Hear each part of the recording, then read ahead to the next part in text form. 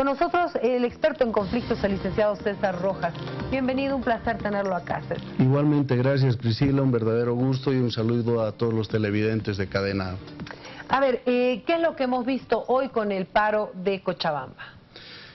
Bueno, en realidad lo que estamos viendo es una sucesión de acontecimientos. Lo que podríamos decir de manera general para entender luego las particularidades es que el cielo social en nuestro país se ha empezado a cargar desde hace un tiempo atrás. Probablemente el primer nubarrón tiene que ver con el 21F, luego han venido las elecciones judiciales y ese malestar flotante que existía en el país se ha activado de una manera mucho más intensa a partir del conflicto de los médicos.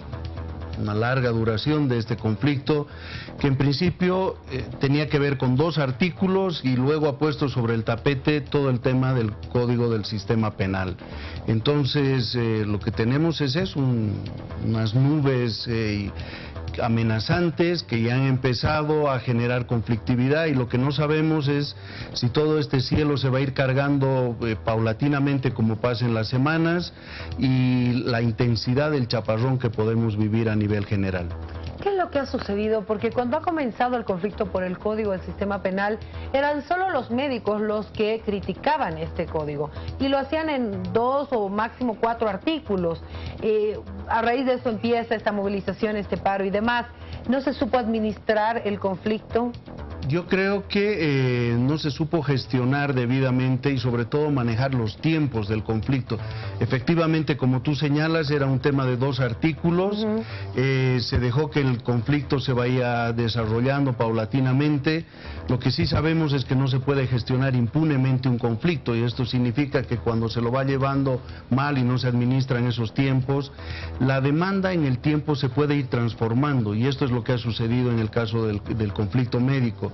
De estos 2 artículos ha pasado al tema del código, porque en principio lo que hicieron los médicos es poner en el tapete el tema del código. Ellos revisaron, señalaron algunas objeciones sobre 2 o un poco más de artículos y luego los restantes sectores sociales han ido viendo que hay otros articulados que también los amenazan y en esta medida el conflicto se va extendiendo, la conducta conflictiva se va propagando y la demanda de pasar de estos 2 primeros artículos ha tomado ya el cuerpo de todo el código, de tal manera que en este momento ahí está y veremos cómo se manejan los tiempos, porque en principio estaban estos artículos, en la periferia estaba el tema de la abrogación del código, ahora esa periferia ha tomado el centro del conflicto y ahora en la periferia de esta nueva situación está el tema del 21F. Depende cómo se manejen los tiempos y cómo vaya el desarrollo del conflicto, esa demanda que está en la periferia puede pasar a convertirse, a nuclearse y tengamos un contexto todavía más difícil y más complicado. ¿Qué sucede con estos conflictos y un anuncio hecho por el presidente cuando dice se suspende esta norma, se va a socializar, se va a modificar los artículos que estén afectando a varios sectores, pero se mantienen las movilizaciones? O sea, ¿falta? ¿No le creen? ¿Qué pasa con esto? En una situación de conflicto, las medidas que puede implementar el gobierno se miden por su eficacia. Yo creo que el gobierno buscaba efectivamente con este anuncio generar una desmovilización, que queden pocos sectores que se vayan retirando paulatinamente, pero el anuncio no ha logrado ese efecto. Las movilizaciones siguen en pie, hoy día en Cochabamba ha sido casi contundente, si no contundente, mañana se anuncia la de Beni, Chuquisaca está permanentemente movilizado, en principio en Potosí han logrado que revisen la medida, pero la van a volver a replantear el día jueves, de tal manera que tenemos un panorama en principio complicado y no se avisora hacia adelante que esto se vaya a desinflar, de tal manera que la medida en principio no logró el efecto que yo creo que el gobierno esperaba. Ahora, las acciones siempre tienen una forma de demostrar lo que quiere la población y quiero compartir con ustedes, amigos, unas fotografías que han estado dando vueltas a las redes sociales de varios personajes y varias características que tuvo este paro que llamaron la atención. ¿Qué quiere decir la gente con esto? Veamos por favor las fotografías, señor director del paro. Por ejemplo, acá vemos al Tata Marcelo Bazán, párroco de la Catedral de Cochabamba, que utilizó sus santos y una mesita para bloquear una calle. Seguimos revisando otras imágenes, por favor. Vamos mostrando, señor director, esta bicicleta con un mensaje ahí también. Tenemos otras imágenes también de fotografías con muñecos, con juguetes. La población bloqueó las calles con este vehículo y estas casas de perritos que en algún momento causaban risa. Pero ¿qué se quiere decir con esta movilización, con estas particularidades? En principio yo me detendría en la imagen del párroco. Es curioso, me hace recuerdo, me retrotrae a la guerra del agua en Cochabamba, donde Monseñor Tito Solari acaba marchando con la coordinadora por el agua y la dignidad al lado de Óscar Olivera. ¿Qué implica la figura de un sacerdote, en ese caso del arzobispo? Cuando hay un conflicto, hay una contienda por la legitimidad, hay una contienda por decir de dónde están los buenos y de dónde están los malos. Y sin duda en esto, la Iglesia Católica tiene un rol simbólico muy importante. Saber hacia dónde se puede decantar genera en la ciudadanía esa señalización sobre de dónde están los buenos y dónde están los malos. En el conflicto de la guerra del agua, al marchar con la coordinadora, Monseñor Tito Solari mostró de dónde estaban los buenos y de dónde estaban los malos. En este caso, cuando tenemos la figura del párroco haciendo eco y haciéndose carne del bloqueo, también está señalizando al conjunto de la población y de la opinión pública de dónde están los buenos y de dónde están los malos. Entonces son señales poderosas que la ciudadanía las capta, y sobre todo ahí, si esto viene acompañado además por los niños, que también se ve como personas inocentes, pero en este caso también se están haciendo partícipes de esa movilización. Pero yo me detendría fundamentalmente en la imagen del párroco, que genera esta señalización y hace este parteaguas de decir, bueno, aquí está la gente con un reclamo legítimo y del otro lado están las personas que se están conteniendo frente a ese reclamo legítimo. En base a lo que está pasando, ¿cómo cerramos el 2017? ¿Cómo abrimos el 2018? ¿Qué podemos esperar de este año y del 2019? Lo primero que podríamos decir, Priscila, es probablemente se esperó que el conflicto por las fiestas de fin de año, como ha sucedido en otras oportunidades, desescale el conflicto, pierda oxígeno, la gente se distraiga, vuelva a hacer sus quehaceres y luego le cueste mucho a los sectores movilizados volver a poner el tanque de oxígeno a la movilización.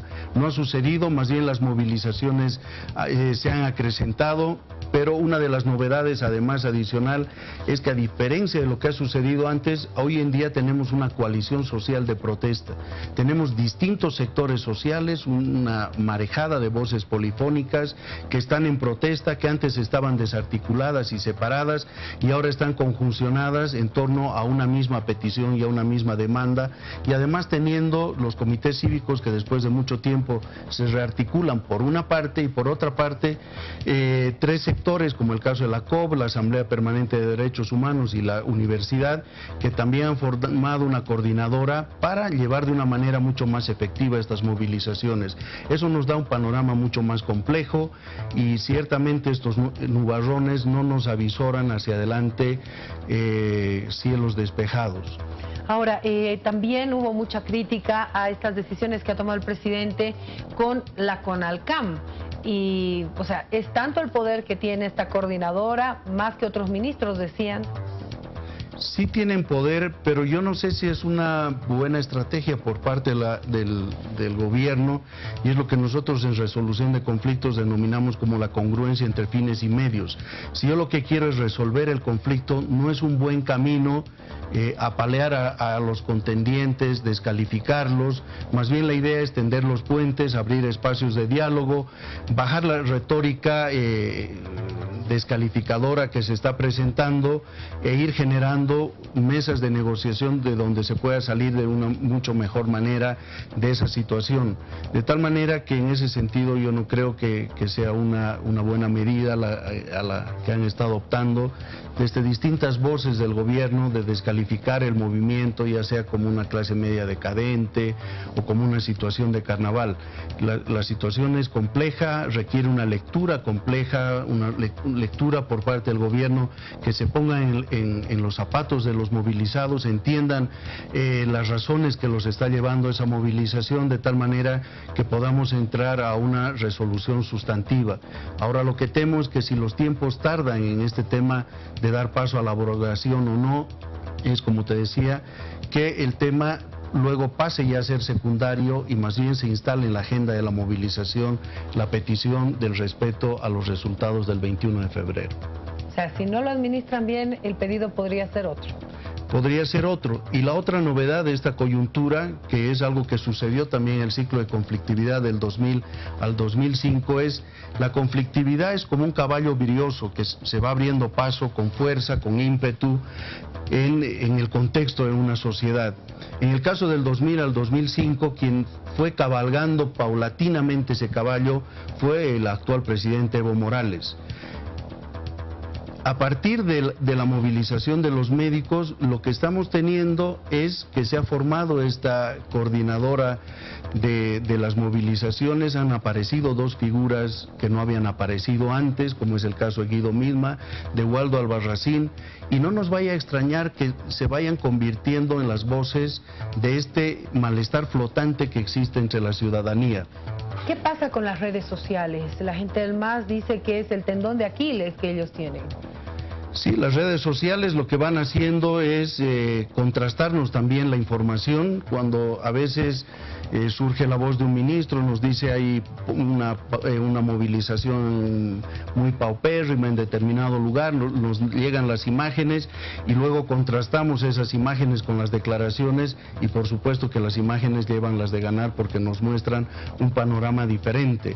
Entonces las redes sociales también alimentan esta movilización, la articulan, la comparten y la hacen de manera simultánea, de tal manera que va fortaleciendo este conjunto de movilizaciones. Bueno, vamos a ver qué sucede. Definitivamente hoy lo que ha pasado en Cochabamba es muy importante y hay que tener una lectura muy clara de esto. Lo que parece diseñarse como una estrategia es que sí, se están calentando motores de manera territorial, en principio departamento por departamento. Según cómo se administre el conflicto, no nos vaya a extrañar que en un plazo inmediato vayamos a tener luego los 9 departamentos que se movilizan de manera conjunta, al unísono, y ahí tendremos un cuadro de situación todavía mucho más complejo. Muchísimas gracias por haber estado con nosotros, César, y ayudarnos a entender un poquito más cuál es la mirada que se debe tener a este conflicto. Gracias a ti, Priscila, y ha sido un gusto compartir contigo en este momento en el programa.